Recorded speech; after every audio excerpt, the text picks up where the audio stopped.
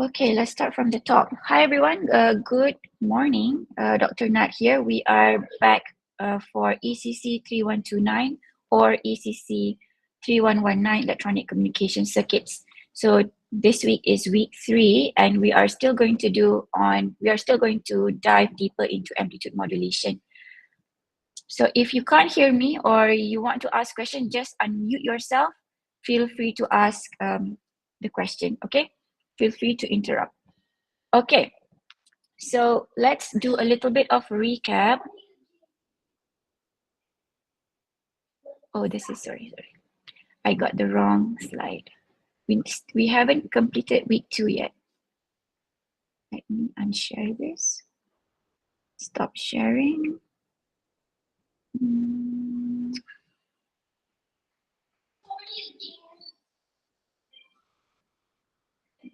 So he's playing Nintendo Switch. So if he's too noisy, let me know. Week 3, week 2, okay.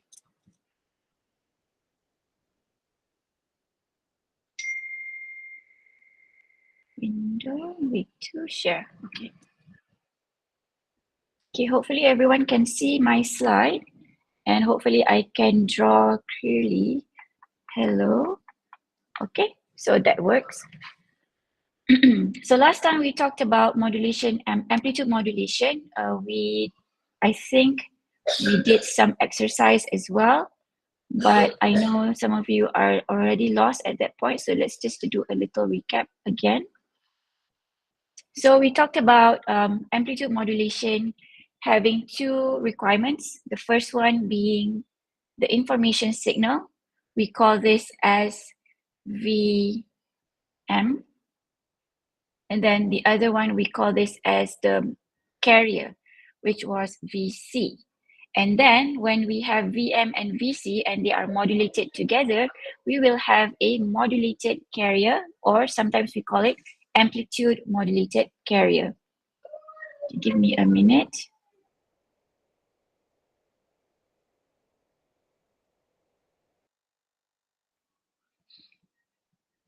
Okay, so this is the information signal. Our information signal is typically a single frequency wave. Sometimes we want to transmit our audio, so it's not going to look like this. If it is a single frequency, what you will hear is something like something like that. A single frequency, one sound. But if you are transmitting your audio, your voice, there will be some crazy waveforms going on. So that is common sense, right?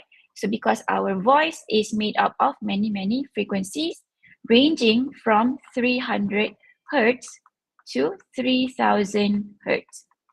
So our voice can go between this frequency. So you're going to see a lot of waves, different waves. Okay. Oh, I think someone raised their hand. Yes, by ZU. You have a question? No? Sorry. No question. Sorry. Okay. So it seems like everyone likes to click on the raise your hand button. Please just unmute yourself if you have a question, okay? All right, let's continue. So when we have a free information that we want to send, we have to send it over a carrier, and we talked about this. The carrier typically has a higher frequency than the information. However, the amplitude or the VC should be greater than VM. The VM, the voltage of the information signal that you want to transmit, needs to be smaller than the carrier. For example, we have it over here. The carrier that we start with has this much of amplitude, meaning to say it fluctuates from positive VC to negative VC. So this is the initial amplitude. And then we have the VM, which has some amplitude as well. But the VM condition for a good amplitude modulation to happen is that VM needs to be less than VC. And you can see this here. The VM amplitude is not going to extend beyond VC, which means that it is not going to distort the modulated carrier. Okay, so this seems very abstract at this point, but bear with me. I'm introducing the concept to you. Okay, let's move on. So we also talked about this, whereby we feed this modulating signal information, we feed it with the carrier into an AM modulator. What we will get is a modulated signal. We know this at this point, and this is how it looks like. This is the carrier, this is the modulated signal, and this is how it should look like after it has gone through this AM modulation process. And it will follow this shape of the modulating signal. It will follow the shape. You can see that it is following the shape. However, if you notice that the amplitude modulated signal is mirrored at this point. So here we have it in the positive part. You also have it over here, but it is mirrored. Here we have some downward movement going on, and you will have it mirrored as well. Here it's not quite obvious. I think I drew it differently. So here is the mirrored part. And this is the mirrored part, and this is the mirrored part. So what I want to say here is that, yes, it follows the shape of the modulating signal, but not exactly because it is mirrored. So the shape is like, mirrored. Okay, so that's just something to point out. So a carrier wave has high frequency with constant amplitude, a modulating signal, relatively low frequency signals that may be a single frequency or a complex waveform, like our voice, made up of many frequencies. Sometimes we call the AM modulated signal or the output of the AM modulator as AM envelope. So I will use this interchangeably. And we also talked about how drawing the carrier for the amplitude modulated signal is quite hard, because you basically have to like trace the frequency like that. So a simplified version of that is acceptable is just simply drawing the lines. So in your exam, you can draw it as lines, and that is fine. Okay. And then we also talked about the equation for sine wave of carrier.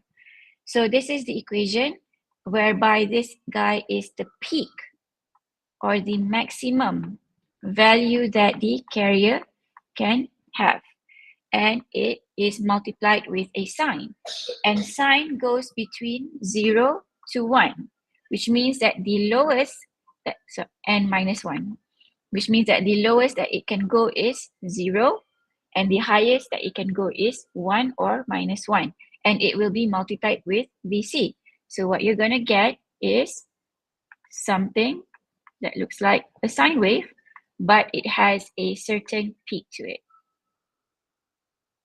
Okay, so this is your carrier. We've seen this, and now we're trying to make sense of the equation that we have here.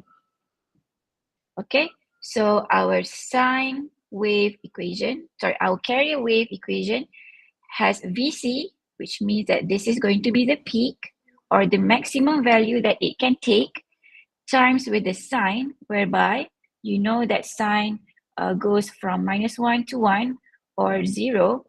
Therefore, it will move, or it will go from minus 1 to 0 to 1, and it goes on and on and on, because sine waves does not end. And here we have a time notation, which means that this is with respect to time. And we also have FC notation, which means that it has a fixed frequency that we set to it. So here, there are two things that are fixed, which is BC and also the frequency of the carrier. Okay? All right, moving on. So the sine wave of the modulating signal can also be expressed as a sine wave as well, but now the maximum value that it can take is Vm. It is also a sine wave, therefore it also goes from minus 1, 0, 1, 0, minus 1, and so on. So previously we saw that it fluctuated from VC to minus VC. Now we are going to see that it fluctuates from Vm to minus Vm. Okay, it's the same thing, I'm drawing this slightly bigger because I want to differentiate that this guy has a frequency of FM, this guy has a frequency of FC. They are going to be different. Okay, so both are sine waves. So if you have any questions, feel free to unmute. If I'm not clear, just ask me to repeat any parts that you don't understand, okay? So AM envelope, or the AM modulated signal, when it is multiplied with both the carrier and also the modulating signal, we will have something that looks like this. The modulating signal uses the peak value of the carrier rather than 0 as its reference point. We also talked about this. What this means is that this is the reference point for the modulating signal, which is the maximum peak of the carrier, and it will, the sine wave will use that as its reference instead of 0. So this is how the shape is formed. Okay, so assuming that this is the 0, but the 0 is now minus VC and also positive VC. So this is how the shape is formed. So the envelope of the modulating signal varies above and below the peak carrier amplitude. We know this at this point. The 0 reference line of the modulating signal coincides with the peak value of the unmodulated carrier. And a requirement that I told you before is that the amplitude of the modulating signal should be less than the amplitude of the carrier to prevent distortion. When the amplitude of the modulating signal carrier is greater than the amplitude of the carrier, distortion will occur, causing incorrect transmission to be transmitted. We also talked about that. Okay, now we talked about the equation for carrier. We talked about the equation for modulated signal. Now we're going to talk about the equation for the AM modulated signal, or sometimes we call it as AM envelope. So here I have this equation.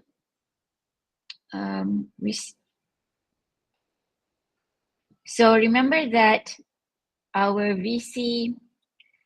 our VM uses VC as its peak, as its reference point, right? Okay.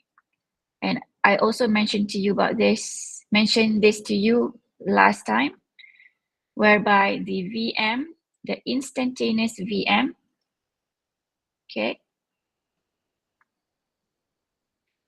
uses VC, maximum peak power, as its reference point. So it will draw its sign.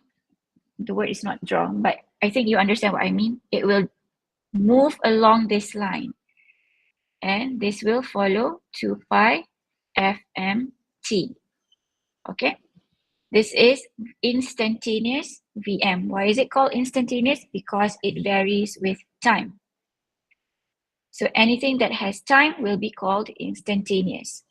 So if I plug in a value, let's say t is equal to 100 seconds, and I plug it here, I will get the value of this instantaneous VM to be 0.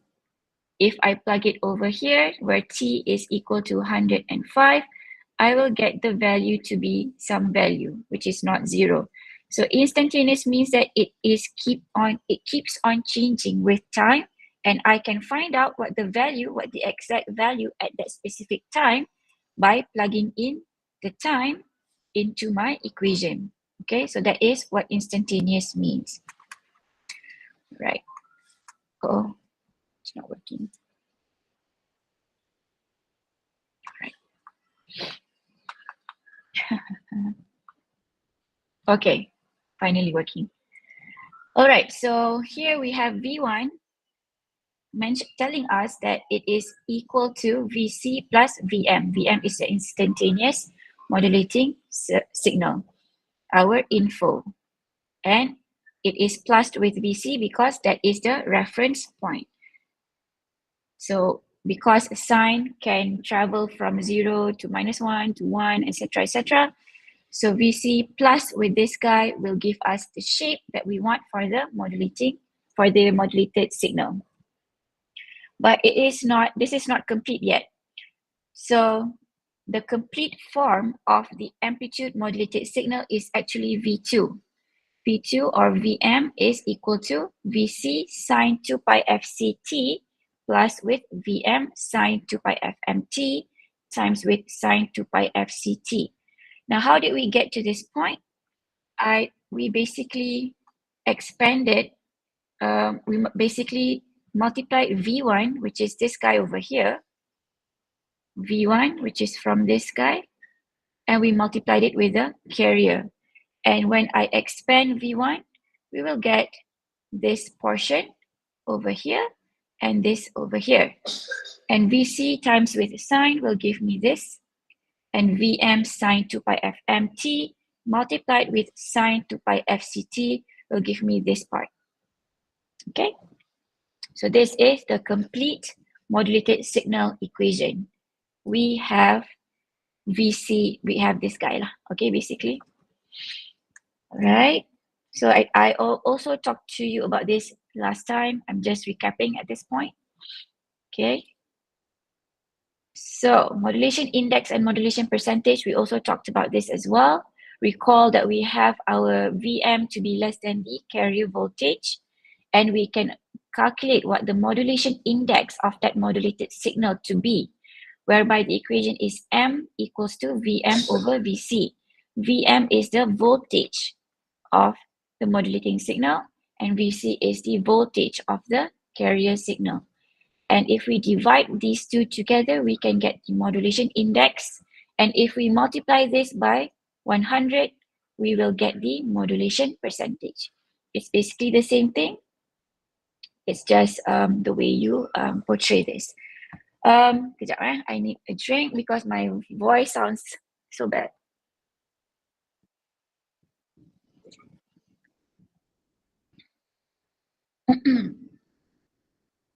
Okay, so since we know that modulation is a percentage, therefore the maximum value that it can take is 1 or 100%. Okay, common sense, we know this. We've learned this in high school. Again, modulation index should not exceed beyond 1. Modulation index can be presented in the form of a percentage. Therefore, you should know that it cannot exceed 1. So if it exceeds 1, you know that it is distorted or something is not right with your calculation. Okay? So if Vm is greater than Vc, then M will be greater than 1, causing distortion. So we know that 100% is the maximum that we should go. So 100% looks like this. This is when Vm is equal to Vc. Vm is equal to Vc, therefore Vm over Vc will give us 1. And therefore, instead of going halfway, like we typically see it going halfway, you will see it going all the way. It looks like it's clipped, but it's not. It's well connected. Okay, so that is 100%. This is 50%, which means that for the entire value of the carrier, it's going only halfway. So if the carrier is 1, it is going, where should I draw this? If this is the maximum carrier, it is going halfway of the carrier. This is what it means by 50%. And if it is at 70%, it is going 70% of the carrier. If it is going 100%, it's going the entire way of the carrier, which means this is why it reaches 0 over here. Okay, so it's basically a fraction, or you can say the modulation index is trying to compare it with Vc, which is what we see over here. Okay, so if it's 1 over 1, therefore the Vm is going all the way across the Vc. Okay, so this is, I'm just trying to show you that this is supposed to be common sense, or this is supposed to be logical. So let's say you forget, you can always try to think it this way. Okay, so you will also see this in your lab next week as well. So here we have an example of 150% tone modulation, which means that this is 1.5 modulation. And right off the bat, you already know this is going to give you distorted amplitude modulated signal. And this guy, it's not actually mirrored, You can see that. Let's try to zoom this in a bit. So previously we saw that it did not go beyond 0, right? We stopped at 0 if it's 100%. If it is more than 100%, your VM extend beyond the 0 mark. And when it is trying to mirror, it's going to mirror beyond the 0 mark, which is not good. And therefore, you will know that your whatever information that you are going to transmit is not going to reach the other side in the best way. So inefficient lah, okay? So this is how it looks like. If you have distortion, I just wanted to show you. Last time I told you that this looks like a kueh. I don't know what kueh is in English, but basically it's a dessert. Okay, and this dessert looks like kueh cara. Kueh cara is a traditional kueh. It's a traditional dessert in the Malay culture. I think it is widely adopted, so we can call it as Malaysian culture as well. And it's very sweet. So if you are around Malaysia, if you are looking at stalls nearby, try to find kueh cara. It's very good. So just trying to point that out. Distortion looks like kueh cara. So this is how I remember things. I associate it with random things. That's how just my brain works. Okay. All right. And if you want to do it, you can check it out. That's the recipe over there. My favorite go-to person for recipes would be Cik Nom. Very easy to follow. So a lot of cuisines, not just desserts. Ayam masak merah, a lot of the traditional cuisines, she shares it on her website as well. Random thing. Okay, so distortion, as you can see over here, you have clipping over here, which means that there is a disjoint between your wave. And we don't want that. We always want the waves to be continuous because this is in time domain, right? If you have something that is disjointed, it means that you're not transmitting any information, which means that you're losing information at that time. So that is distortion.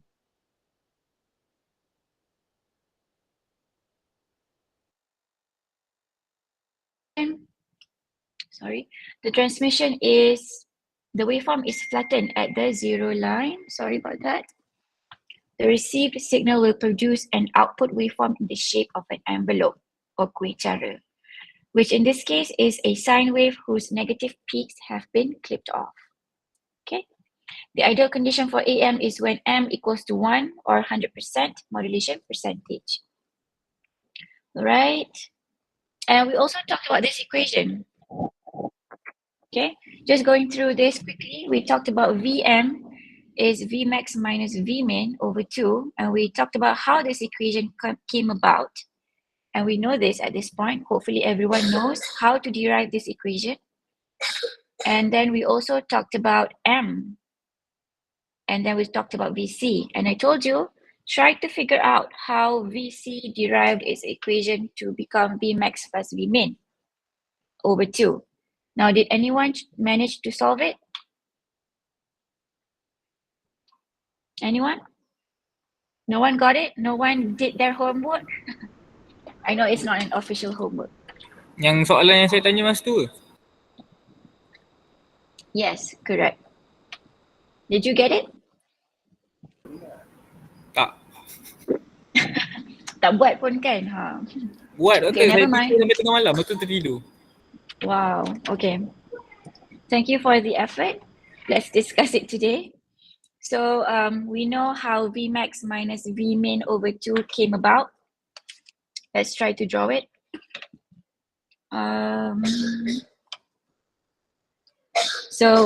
Just recapping. So Vmax minus Vmin. So Vmax is from 0. Okay, let me try to zoom this in a bit. Vmax is from 0. Oops, sorry. Oops, sorry. I can't draw a straight line. Vmax is that, okay, assuming that's a straight line. And then Vmin is from, sorry, Vmax extends from 0 up until the maximum point of your amplitude modulated signal. Whereas Vmin is from 0, still 0, up to the minimum of the modulated signal for the positive part. Okay, again, Vmax is from 0 to the maximum of the positive part. Vmin is from 0 to the minimum of the positive part of your waveform. Okay, so now we know that Vm amplitude is supposed to be, oh, I told you I can't draw. Okay, let's try. Okay, not there yet. Okay, how do I do this? I can't be an architect for sure. Okay, I think that's acceptable. So we know that Vm is supposed to be this guy. Allah, saying it again. Okay, Vm is supposed to be this guy, right? Because it goes up and down along its reference point. But in this case, the reference point is now Vc, right? So how do we find out Vm? We find out Vm if we can find out Vmax and we minus it with Vmin, I will get something along here. If Vmax is minus Vmin, I will get something over here, right? And this green line, if I divide it by 2, I would get Vm. So that's how you get Vm, very straightforward. However, Vc is not that straightforward, but sebenarnya quite easy. So I have it over here. We can't solve it by drawing. We have to use some equation. Oops, sorry. I think I should leave it there for you guys to see. So let's do this. So we know that Vc is Vmin plus Vm. Oops. Really? Is Vmin plus Vm equal to Vc? We know that the reference point is here, whereby this is going to be the maximum Vc. Let me use a different color for that. Okay, let's use hot pink. Okay, we know that that is supposed to be Vc. Oh, sorry, it's to extend from 0. That is Vc. Okay, we know that that is where it's supposed to be. How do we get the value? So here I wrote Vmin plus Vm. Okay, Vmin plus Vm. Vmin plus Vm is just Vmax, right? Wait, what did I wrote here? Sekejap. Vmin plus Vm. I lost my train of thoughts. Sekejap, eh? So Vmin plus Vm. Vmin is from 0. Vm. Why did I write it like that? Okay, tak apa. Let's expand this first and then figure out why I added this together. There's an explanation, but I forgot what it is. Okay, so Vm, we already solved this over here. Okay, so I have it like that. Okay, right? And then I want to solve this for this equation. So I'm going to make all of this with the denominator of 2. This is going to be 2 Vmin plus Vmax minus Vmin over 2. Okay, and then I would get 2 Vmin minus Vmin, which gives me Vmin plus Vmax over 2. So that is how you get your Vc. Now, back to this part. I need to remember why I wrote it like this. I forgot. Why did I add this together? Vmin plus Vm. It's just Vmax.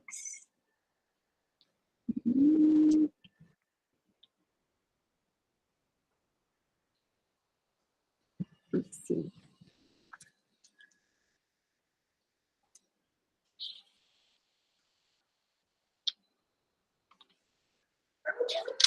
My brain is not braining right now. Okay, let's come back to that later. I'm sure I have an explanation for that, but I forgot. Okay. So that's how you derive it, but I will explain this when my brain starts functioning a bit later. Okay, and then we solve for M. We know that M is Vm over Vc, right? And we have those two equations, Vmax minus Vmin over over 2, and this is going to be, can you guys see this? And Vmax plus Vmin over 2 cancels out. I'm left with Vmax minus Vmin over Vmax plus Vmin. Okay, so M is pretty straightforward. Vc is not that straightforward. Let's get back to that in a bit. Okay. Okay, so modulation percentage example. Suppose that on an AM signal, oh, we talked about this, so let's skip it. Sidebands and frequency. Okay, so this is where I stopped last time. So we have done our recap. I still owe you the explanation on the why I added Vmin plus Vc. Let's get back to that later. But now, today, at this point, this is a new topic. Please focus. It's no longer a recap. So we're going to talk about sidebands. So sidebands is very, very, very, very important in amplitude modulation because sidebands is generated almost anytime you use modulation. So what is sideband? What does it do? And how is it important? So whenever a carrier is modulated by an information signal, new signals at different frequencies are generated as part of the process. Okay. These new frequencies are called side frequencies or sidebands, occur in the frequency spectrum directly above and directly below Fc. So what does that mean?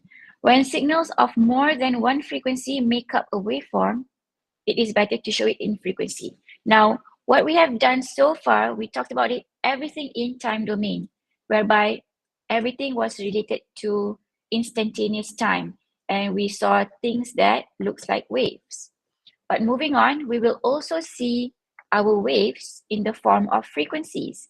And do not be surprised because it looks like arrows. And the way that we convert from time domain to frequency domain is through Fourier theory or Fourier transform, Fourier transform. I'm not going to teach you that in this class, but I believe there will be some class that will cover Fourier transform or Fourier theory, okay? Right. So here we have A, the intelligence or the modulating signal. This is the information that we want to transmit. Very simple. If we try to play it, it will sound like a monotonous tone. Just a tone, just one tone. And then we have B, the lower sideband. And then we have our carrier. This is our carrier, our lovely carrier that helps us to transport our information. And then we have our upper sideband. Now, where did this sideband come from? We'll talk about it in a bit.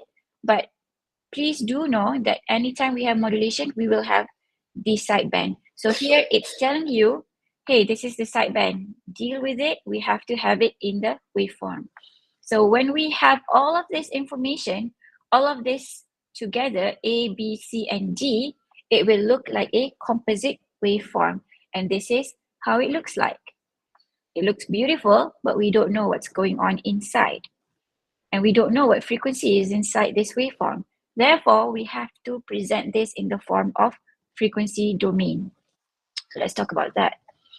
So before we can talk about frequency domain, I would like to tell you where the upper sideband and lower sideband comes from. So when only a single frequency modulating signal is used, the modulation process generates two sidebands. Now this is the best case scenario. Only a single frequency wave modulating signal, which means that our information is very simple. That's it. We just want to transmit that. Therefore, the sidebands that we will get is only two. Best case scenario. If we have my voice as the information that is modulating the carrier, you will not get two sidebands. You will get maybe tens, maybe hundreds. We don't know yet. Okay, So if the modulating signal is a complex wave, such as a voice or a video, a whole range of frequencies modulate the carrier, thus a whole range of sidebands are generated. Now, upper sideband, the equation is Fc plus Fm. This is my introduction to you. Bear with me. I know it doesn't make sense. Why do we have this? Bear with me. Then we have our lower sideband, Fc minus Fm. What is Fc? It is carrier frequency. What is Fm? It is modulating frequency. Okay. Anyone has any questions at this point? No questions? Everyone's okay? Right. After we finish the frequency part up to this point, we will have our break, okay? So bear with me just a little bit more. All right, so previously we talked about this equation, right? Vm, the equation. And we had three parts to it. We had Vc sine 2 pi fct, and then we had sine 2 pi fct times with Vm sine 2 pi fmt. Okay, so there are three parts to this. Now, we know that if we multiply two signs together, we can get a different form. Yes. Boleh saya tahu tak? Kalau macam LSB tu kan least significant bits. Kalau USB tu apa? Bukan least significant bit. It is bukan lower sideband. It's different. It's different in this class. Alright. Upper. Okay. That's a good question. The notation for USB and LSB is different in this class. It's upper sideband and lower sideband. Not very familiar because this is your first time probably hearing about sideband, so that's okay. We will get used to it over time. Any other questions? Okay, so I'm going to continue if there's no more questions. If you have questions, feel free to ask. Okay, so we know that when we have two signs multiplied together, we will get something in cosine. This is from the trigonometric identity, whereby sine A times sine B will give us cosine A minus B over 2 minus cosine A plus B over 2. Now, if I plug this in to this trigonometric identity, I will get something that looks like this. This guy does not change because it's not multiplied with another sign. But this guy, it has been expanded from this. Okay, we have two signs. We multiplied it together. Kejap, give me a minute.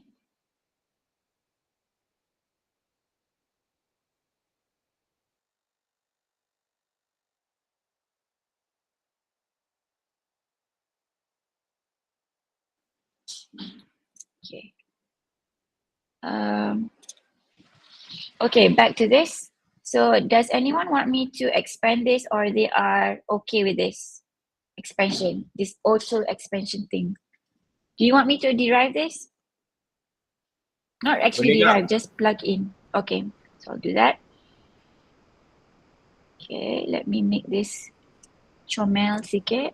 Let's do this in a different color. I'm going to choose purple today. Padahal I just chose pink just now. Okay. Okay. Let me have some space. Okay. So let's try to plug this in. Oops. Okay, sorry, I need to rub that off first. So sine A, sine B. So let's start with that. Sine 2 pi fct times with sine, we have the Vm there. I need to keep it. Vm sine 2 pi fmt. Now we have these two. I'm going to call this A and I'm going to call this as B. Vm is just a value, which means that whatever, it is just going to be multiplied later. So I can just park it over here. Okay. And I'm going to remove it here.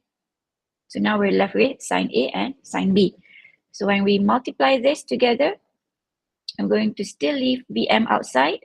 and I'm going to get cosine A minus B, okay, cosine A 2 pi F, okay, Ft minus A minus B, B is 2 pi Fmt over 2. Okay, that's your first part. Let me try to make this smaller. Yeah. Move it over here. Make it smaller. Oh, what happened to my pie? Okay. Sorry for the very late writing. I'm not used to this. Okay. And then we have minus over here, right? Because this is minus. And then cosine, I will have the same thing, but now it's going to be plus. So it's 2 pi Fct plus 2 pi Fmt. And then you would divide it by 2. Okay, so now we have divided by 2 on both sides. So I can actually take this out to become Vm over 2. Now I'm left with, excuse me, please rub off. It's not rubbing off. Okay, so this leaves me with this guy. I can further simplify this to become, so let's just write it down here, cosine 2 pi t Fc minus Fm, like that, minus cosine 2 pi t Fc plus Fm. Betul? Yeah. Kalau trigonometric identity ni, time exam dia ada bagi ke tak ada? I will give you this guy, but you putting it in this form is your job. Okay? Boleh? Alright. Okay.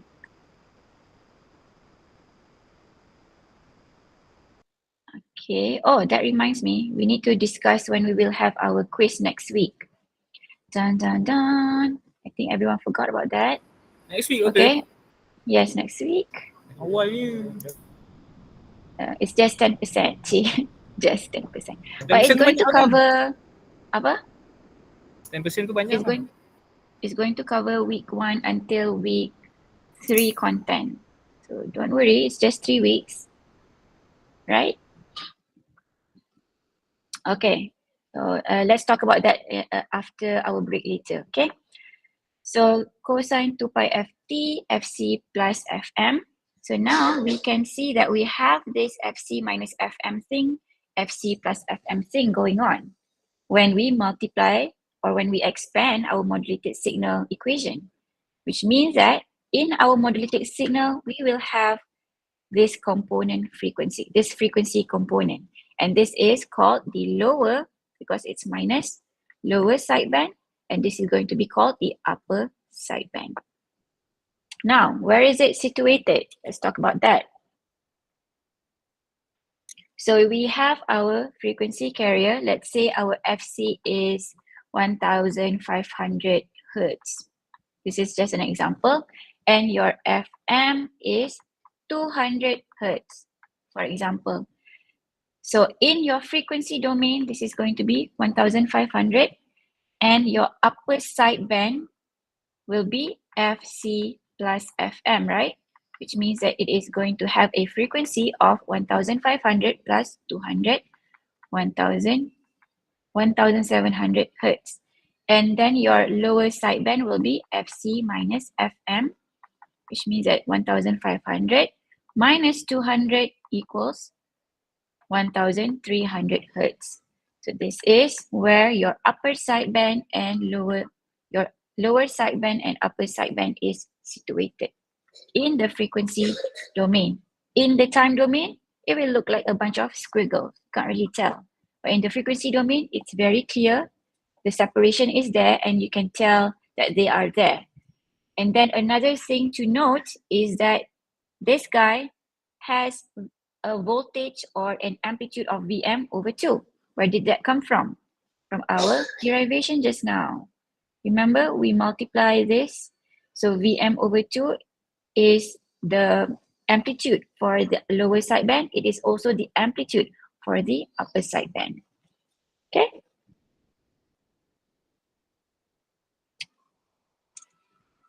So this is how it looks like. This is in the time domain. This is our upper sideband.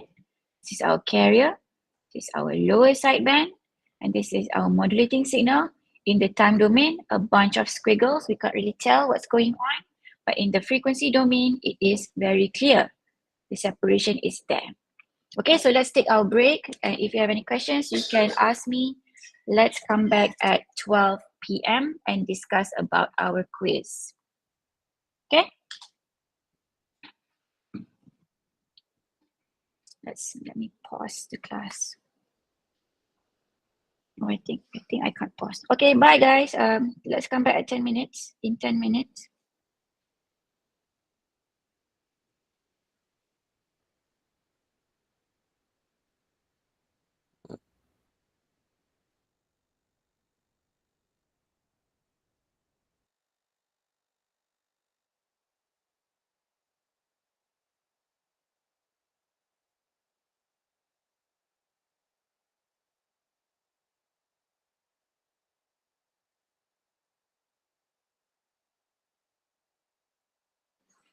The attendance password is 1315.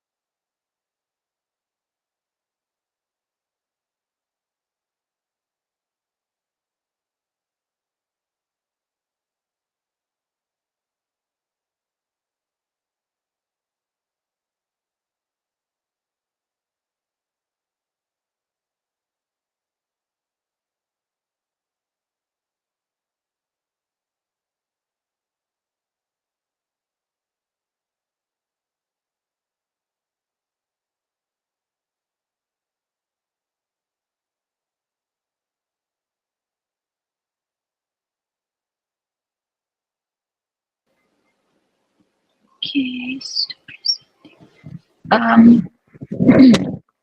Welcome back everyone from the short break. Let's talk about the quiz next week. I'm looking at your schedule. It's pretty tight, right, on Wednesday? I plan to have it next Wednesday.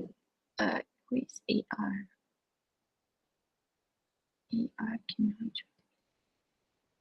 siapa AR ni? Okay, so next Wednesday is going to be 30. It's going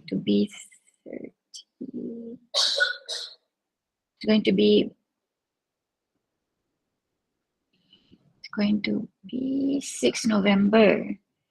We also have lab. Half of us will have lab that day as well.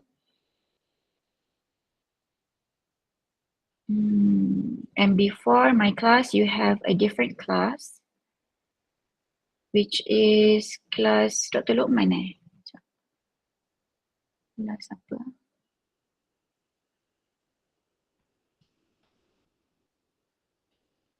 What about Dr. Shukri's class on Friday morning? Does he have class every week or not? Kenapa doktor? Kalau boleh park on Friday next week, saya nak park kat waktu tu lah. I want to do it then. If he doesn't have class. If he has class, then we will stick to Wednesday during class. But it's going to be hectic for you guys. Tak sure doktor, tapi Jumaat tu doktor kena tanya Dr. Bat lah. Sebab dia kadang-kadang ada kelas, kadang tak ada. What about last week? Did you guys have class last week? Last week ada, tapi sampai ke 10 je. Dia nak briefing pasal ECV kan, nak pergi mana apa semua. Okay, let me talk to him first. So it's either going to be on Wednesday, 6 November from 11 to 12. I know it's very tight during that time. So if that is the time that we have, then I will try to make it 50 minutes, as in like the quiz. If we can get on Friday, then we can maybe have it more than 1 hour. I will give you 1 hour, but you can extend a bit for like 10 minutes like that. So it is more conducive to have it on Friday, but if we can't, then we will stick to Wednesday. Okay, so let me confirm back whether it's going to be Wednesday or Friday. Let me talk to Dr. Butt first. But the content that will be covered in the quiz is going to be from week 1 to week 3. Very fundamental stuff, very common sense stuff. I just want you to know how to use all the equations that we talked about and have the concept ingrained in your mind. So if I wait until week 7, I think it's going to be not too great for your learning process. Okay, so it's going to be 10%. Everyone has to have it. Everyone has to take it. If you can't make it that time, please send me a formal letter indicating why you cannot attend the quiz. Okay, so that is all. Any questions about the quiz? Doctor. Yeah. Our quiz is on Friday, right? This Friday or next Friday? Oh, it's next week. It's going to be either Wednesday or Friday. We have not decided yet, but please prepare for the quiz. The content is going to be from week 1 to week 3 content. Okay, thank you. Okay, Doctor. next week, not sure yet, Wednesday or Friday. Okay, we'll update in the WhatsApp group and also on Putra Blast later. Okay, any other questions? Okay, so if you want to have like a personal session, please make an appointment. You can have this in group if you need it. If you don't need it, then it's fine. Okay, but sometimes I'm quite busy, so you can't expect me to like respond like within the same hour. Okay, please Untuk apa make ni, Doktor? early appointments. Apa dia? Untuk apa? Untuk if you want to discuss any questions or discuss faham. any content. Yeah. Okay, so if you don't need it, then it's fine. So it's just week 1 to week 3. You can do it, I'm sure. I have high expectations for everyone because this is supposed to be fundamental stuff. Okay, try to revise in groups. Do not isolate yourself. Try to work through some questions in the textbook that I have recommended to you. It's downloadable. I'm not going to give you the link because it's illegal, but you know where to find it. Okay. Okay, what else? Okay, so I'm going to continue with lecture. Week 3.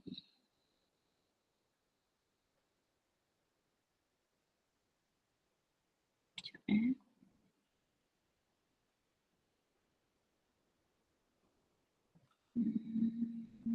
is it? Week 3.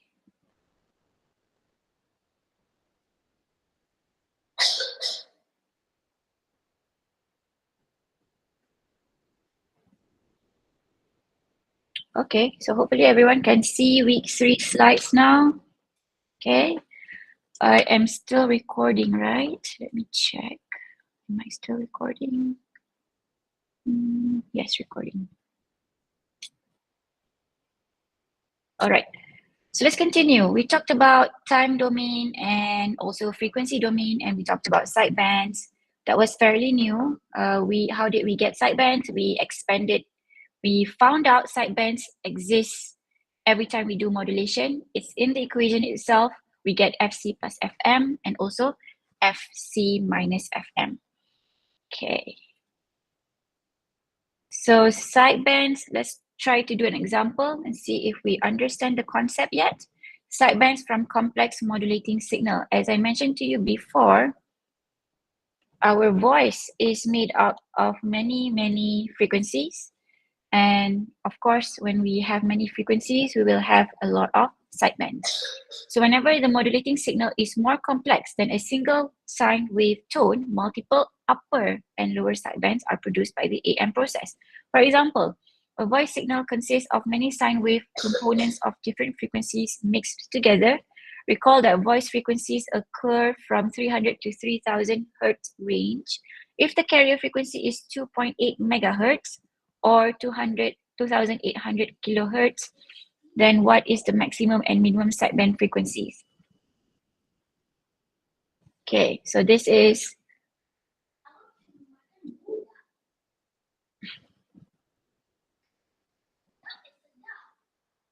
okay. Let's try to find out what this is. Of course, I know what it is. I'm just trying to entice you. Stop sharing. Let me share this screen. Share. Can you guys see this? Boleh? No? Hello? Can you guys see this? Yes, The sound wave editor. Okay. So our voice is obviously a waveform. So I found a website that can actually visualize our voice into a waveform. So you can actually enter a Spotify song link. If you're into some songs, you can do that. I will just record an audio and see how my voice looks like. Okay, so hello, my name is Dr. Nad. I am currently teaching a class on electronic communications circuit. Stop. Save. So this is how it looks like. So when I paused in my text, there is no Doktor? waveform. Yep. Doktor punya tab ni salah ni. Oh, Sebab doktor buka email doktor ni. oh Kita no. nampak email doktor. Sekejap, Thank you for letting me know. Shoot. Let me do entire screen. I think that would be better. Okay. Nampak tak? This is supposed to be a waveform. Nampak tak? Can you guys see it? Yes. Okay. Okay, sorry about that. Okay, so let me do this again. So I found a website that converts your audio into a waveform. So I can actually record my own voice or your voice or a song, and it will show you how the waveform looks like. But of course, it is not going to present it like an analog, like we are learning in class, but sometimes analog can also be converted to digital if we need it to be converted. So it's already in digital here because it's bars, okay? So hello everyone, my name is Dr. Nad. I am teaching class ECC3129 and I am enjoying this class. Okay, so let's see how it looks like. So when I paused, there is no waveform transmitted. There's a break in the information. So whenever there is a zero or like a flat part, it means that no information is being transmitted. Okay, so just random thing I want to show you that everything is beautiful and interconnected. Okay, so let's continue with lecture. Stop sharing.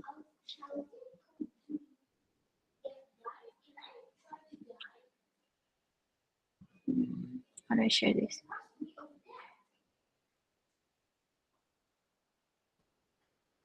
Going to share. Okay, so now you're supposed to see my slide. Can you guys see my slide? Yes or no? Yes, doctor. Okay, thank you. All right, so let's come back to this question. A voice signal consists of many sine waves component of different frequencies. We saw just now, I recorded my own voice. It went up and down, up and down. It's not a sine wave that looks beautiful. Oh, I should have tried with a single tone, right? But you can do it yourself. So here, the question is telling, my son also wants to become a teacher here.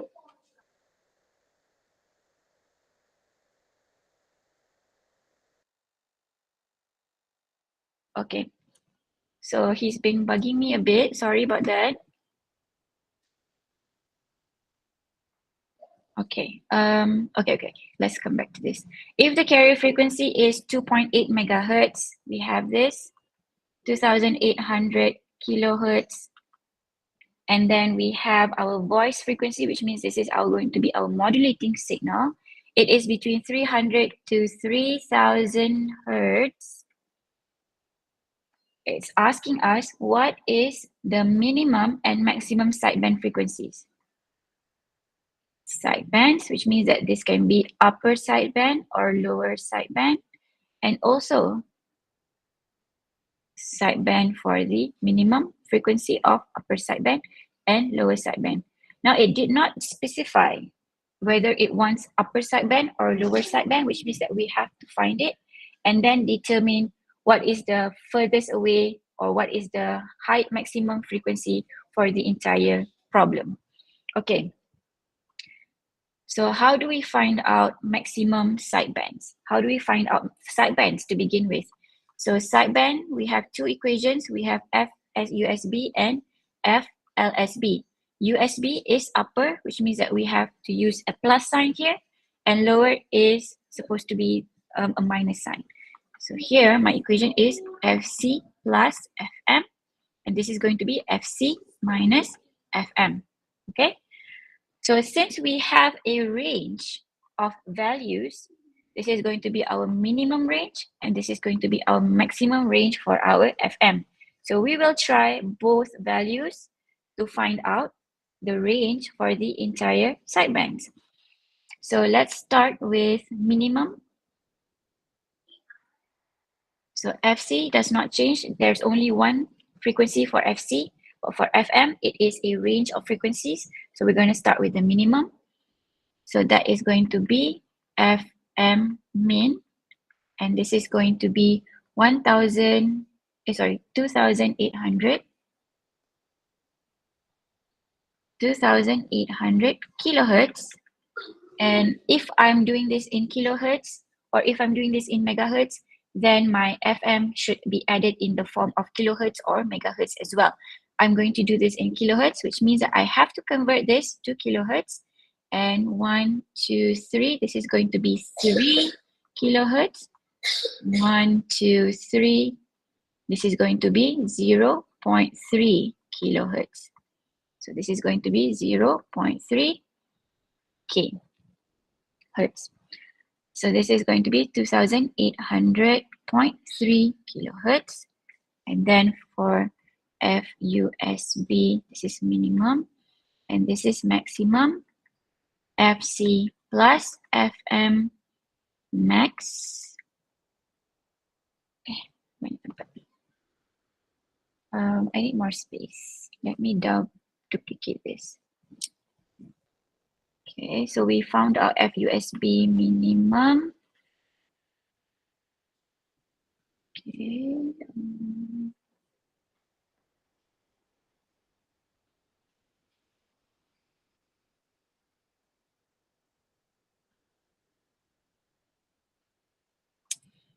Okay.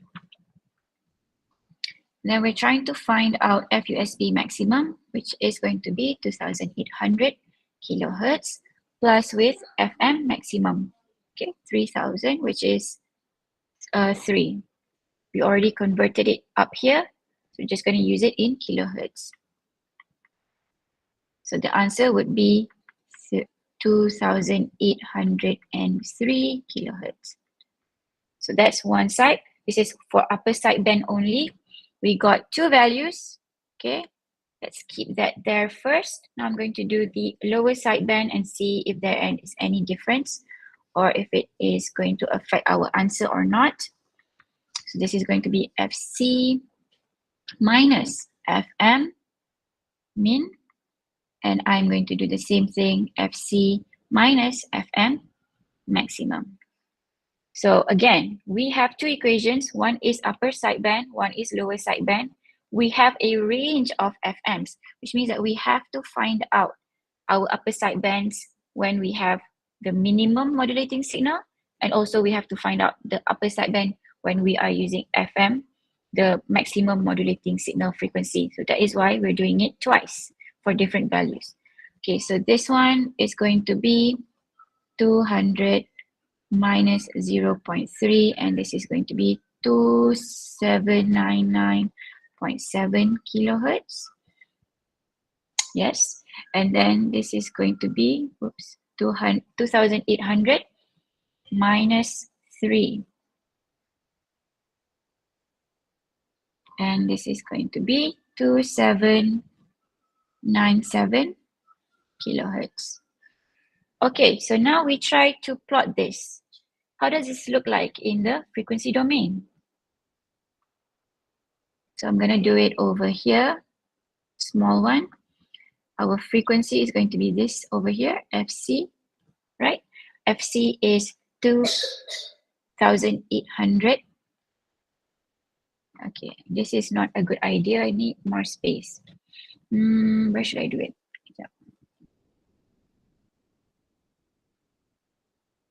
Let's delete this. We can delete this as well.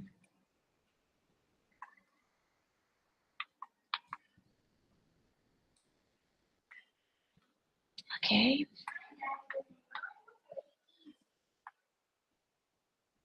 Everyone okay so far? Any questions? Okay, Alhamdulillah. Alhamdulillah.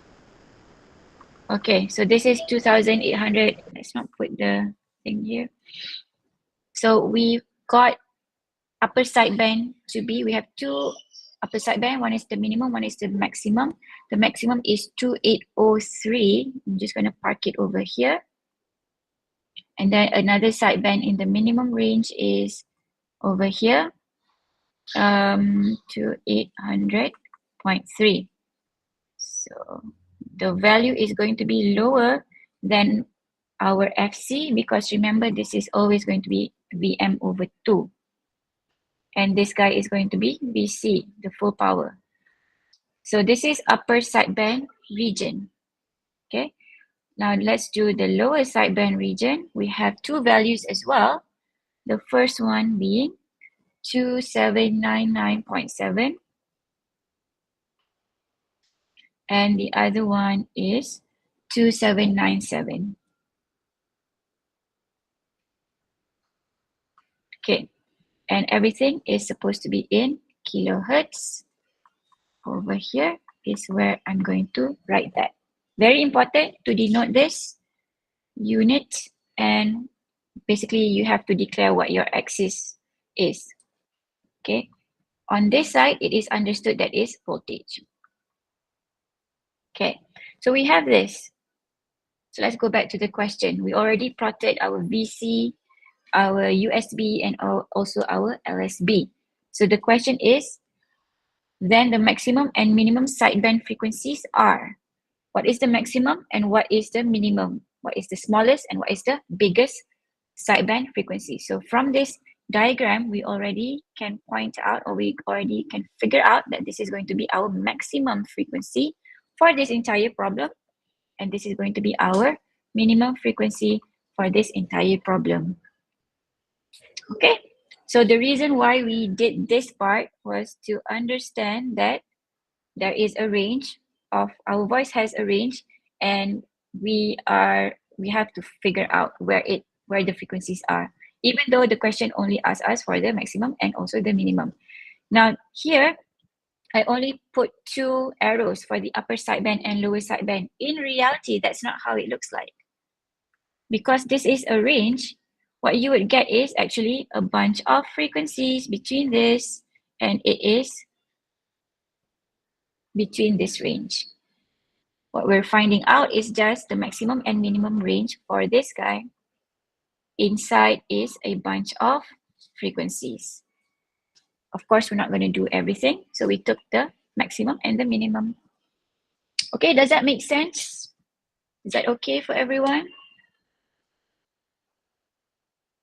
Okay, no questions? Doctor, Yes. may I know for this, do we need to draw the others arrow?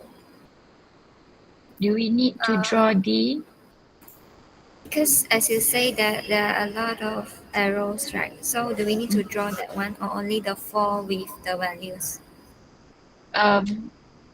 It's asking you for the maximum and minimum sideband frequencies. So I would accept if you show me this. I just need the final answer, but the process to get to that answer, you have to show me as well. But the final drawing, you don't have to include this.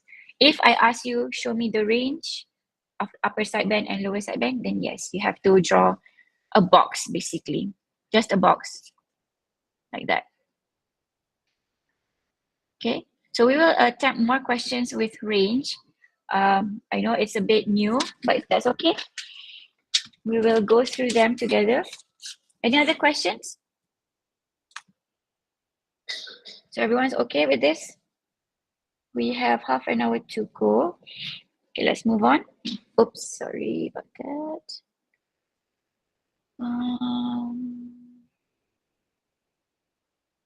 Standard, okay. A standard AM broadcast. Okay, let's skip this question first. Let's talk about digital AM modulation now. So when complex signals modulate a carrier, okay, previously we talked about analog, which means analog is very organic looking. It's not boxes, it's not binary.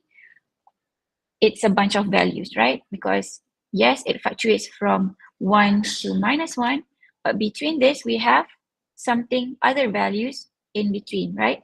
But for digital, it's typically either 1, -1, or just 0. It's very what do you call it? Very binary lah, orang kata. Okay, when complex signals modulate a carrier, a broad spectrum of sidebands are produced. According to the Fourier theory, complex signals such as pulses, rectangular waves, square waves, triangular waves, sawtooth waves, or distorted sine waves are made up of fundamental sine wave and numerous harmonic signals. So we have a fundamental sine wave, which we see in our equation, and then we have a bunch of other waves added together to that sine wave together.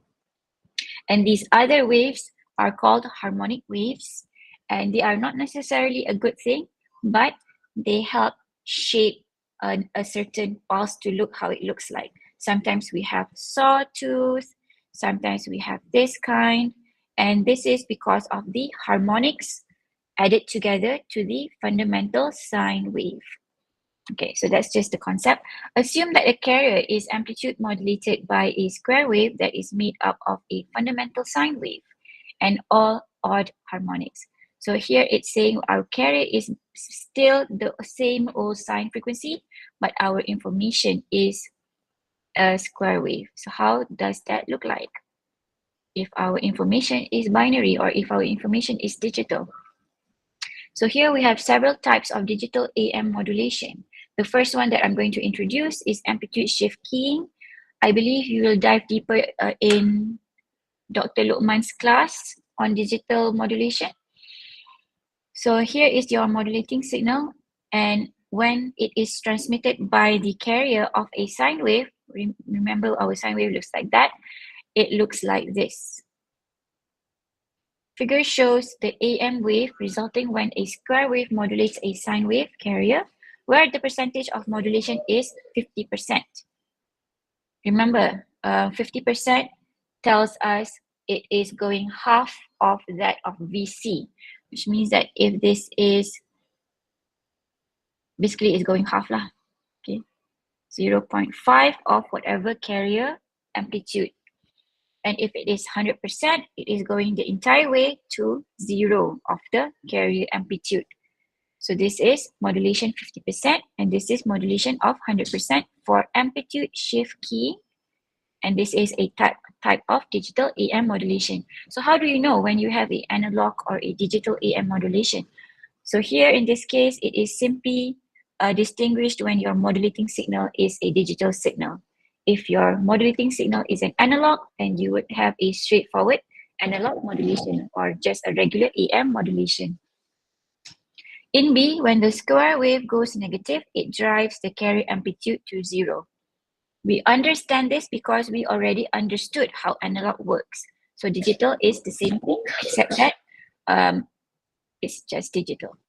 Okay, so amplitude modulation by square or rectangular binary pulses is referred to ASK or amplitude shift keying.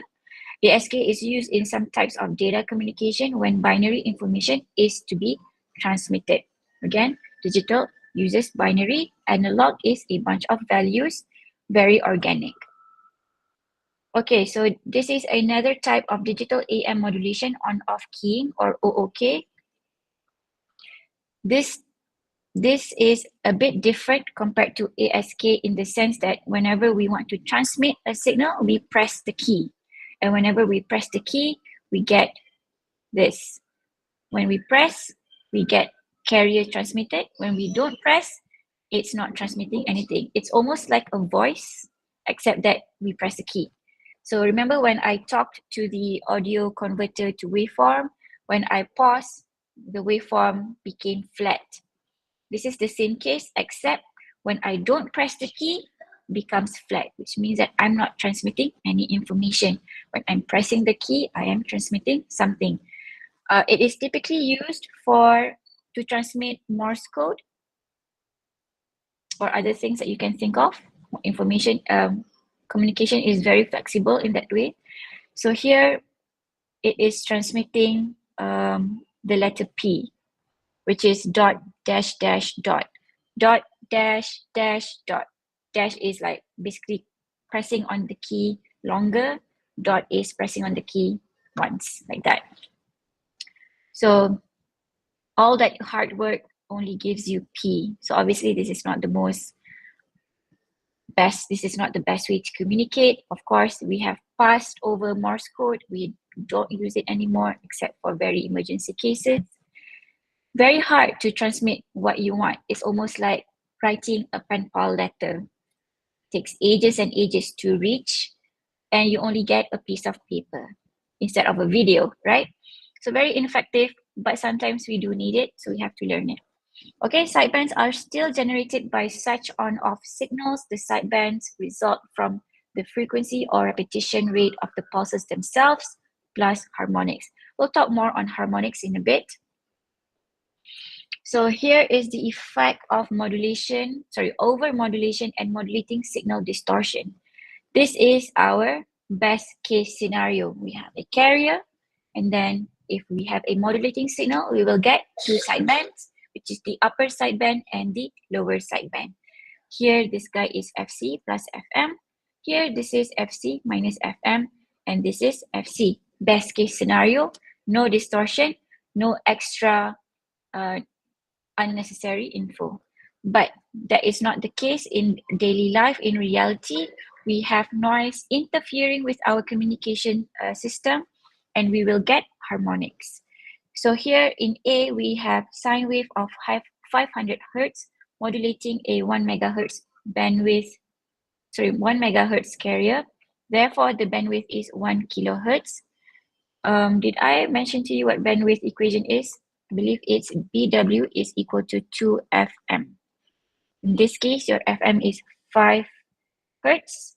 Therefore, 500 hertz times 2 would become 1 megahertz. Is it 1000? Why is it 1 megahertz? Sine wave. So this is K, not mega. Sorry. Modulating a 1 megahertz. Oh, betul. This is 1 megahertz. This is 500. So therefore, the bandwidth is 1 kilohertz. Okay. Okay, it's 1 kilohertz, sorry, not 1 megahertz. My bad. Okay, and then we have B, which is a distorted, but not necessarily non-transmitting information. Distorted 500 hertz sine wave with second, third, fourth harmonics. Now the bandwidth is 4 kilohertz, but despite having a bigger bandwidth, we are transmitting the same information. This is where our information is, but we needed a bigger bandwidth, which means that this communication is not effective because we need a bigger bandwidth to transmit the same signal. Okay, so harmonics is not good. If the modulating signal is distorted, the second, fourth, and higher harmonics are generated. These harmonics also modulate the carrier sometimes, producing many more sidebands, which means that it extends the bandwidth even bigger, as illustrated in figure B. Assuming amplitudes beyond the fourth harmonic are insignificant, usually that is less than 1%, then the total bandwidth of the resulting signal is about 4 kilohertz. So it decided harmonics is basically never ending, to be honest, but we take what is most significant, which is whatever that is less than 1% can be discarded. So in this case, the assumption is the fourth harmonic is higher than 1%. So therefore, we say that the bandwidth is between here and here. In reality, harmonics still exist along over here. But we don't care about them anymore because they are very, very small. Okay, so again, the requirement to calculate bandwidth when we have harmonics, very important to remember that the cutoff is when it is less than 1%. Less than 1% of what? Less than 1% of the VC. Okay?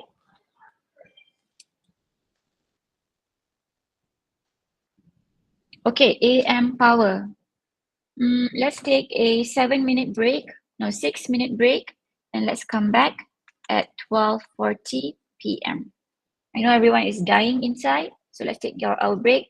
Get some water, get some coffee, get some snack, get yourself refreshed, and we'll talk about this in a bit.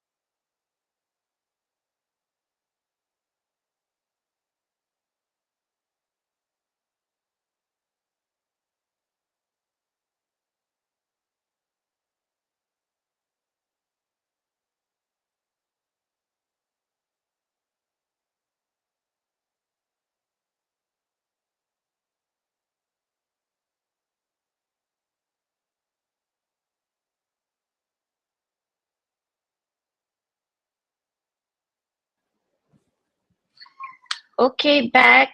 Let's try to give it more another 15 minutes before we end class.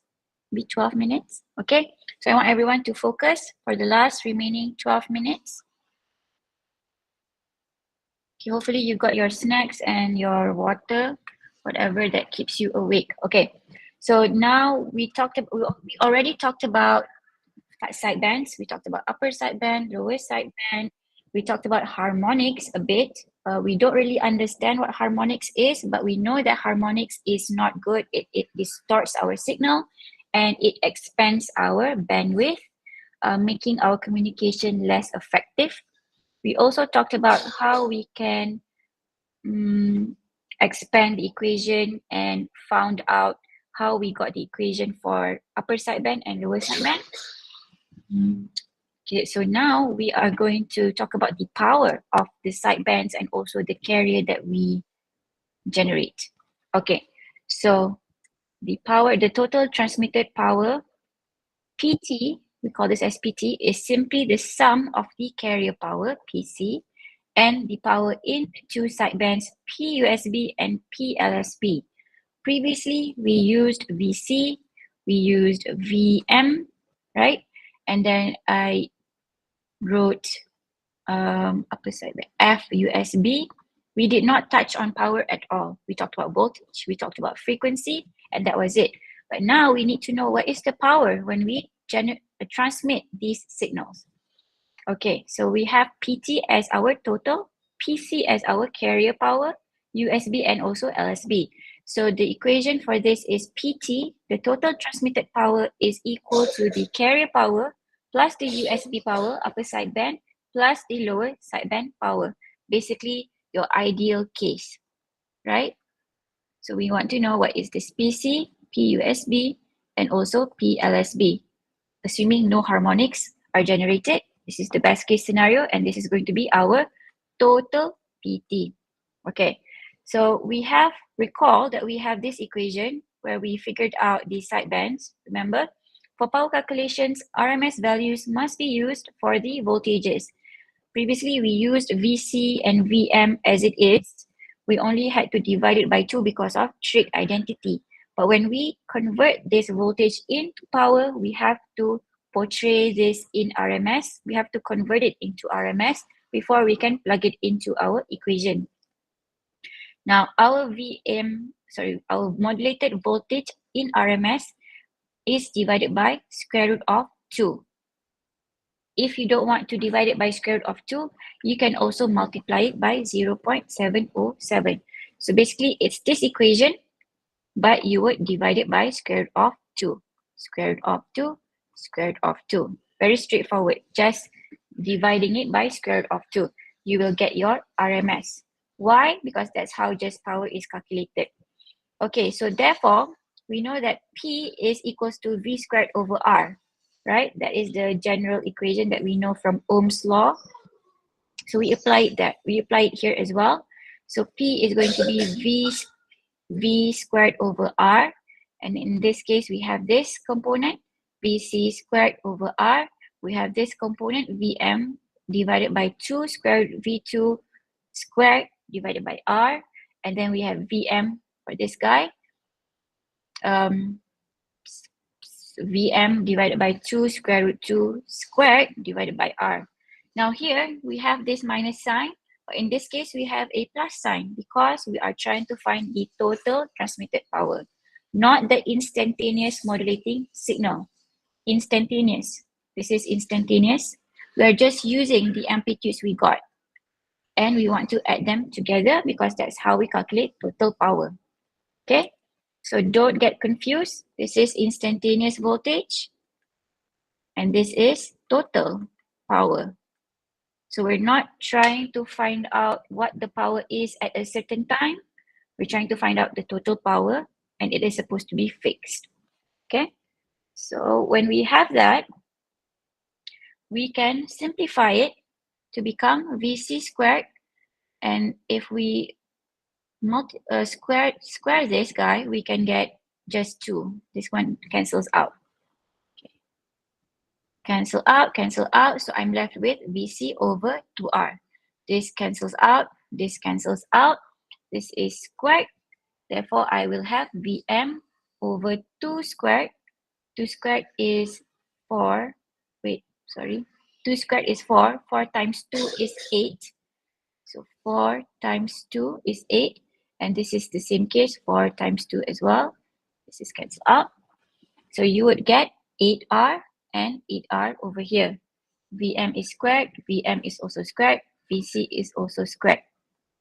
This corresponds to the sideband. This is upper sideband and lower sideband. And you can see that the upper sideband and lower sideband has the same value or has the same notation, lower sideband, which means that we can simplify this and say this is PC, right? This is PUSB. We can say that PT is actually PC plus 2 power of the sidebands because they are basically the same power. Okay.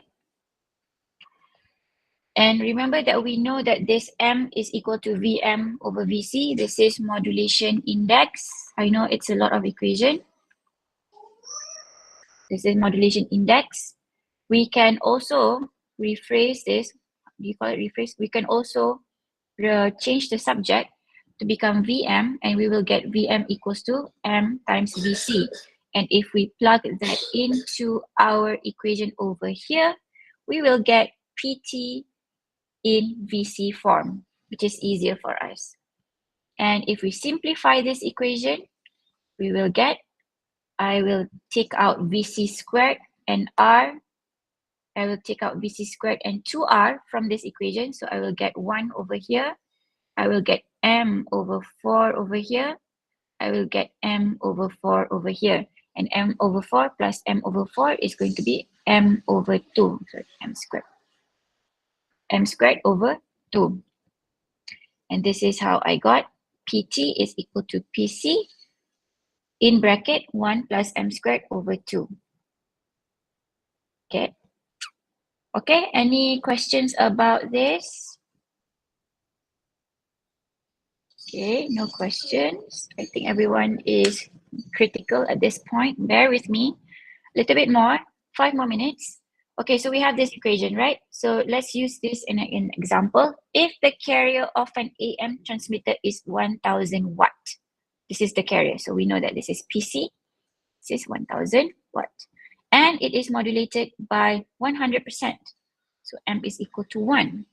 Find the total AM power. So this is very easy, straightforward, just plug it in. So PT is equal to 1000. This is our PC, right? This is PC. 1 plus 1 squared over 2. And 1 over 2 is 0.5, which means that I'm basically multiplying this with 1.5.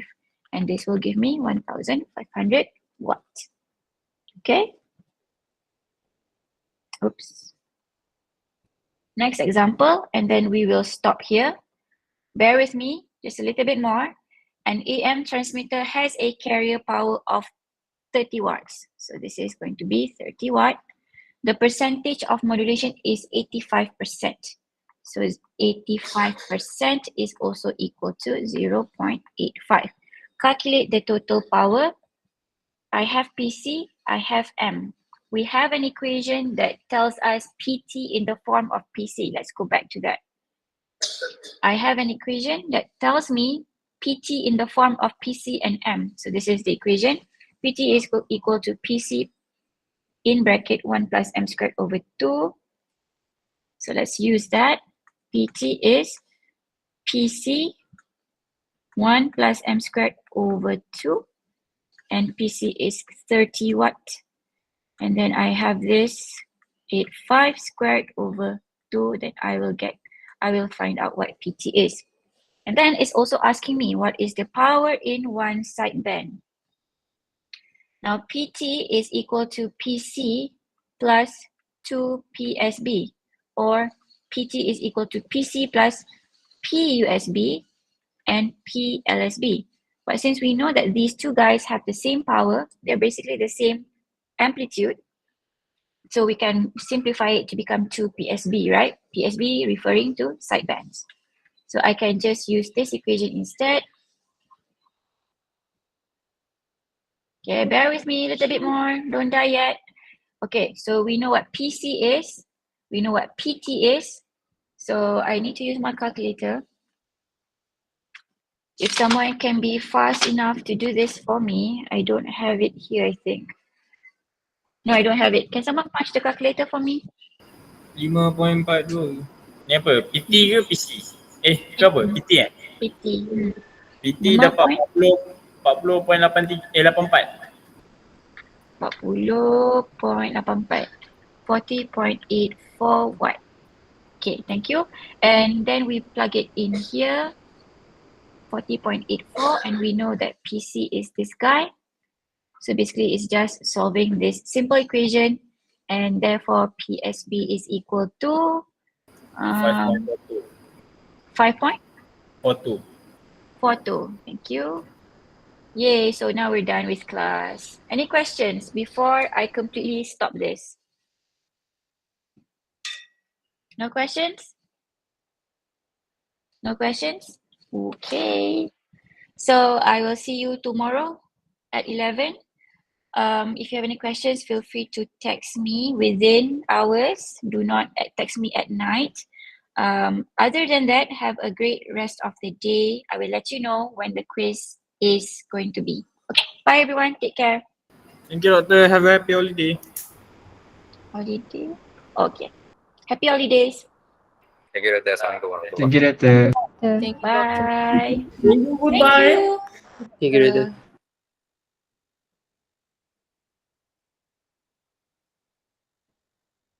This recording.